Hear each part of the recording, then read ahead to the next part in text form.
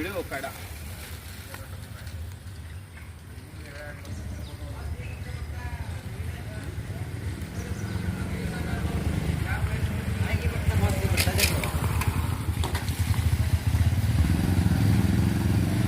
म्हणून आहे त्यांनी स्वतः आलं होतं इथं काय त्यांनी म्हणाला हेच आहे असं तसं काय.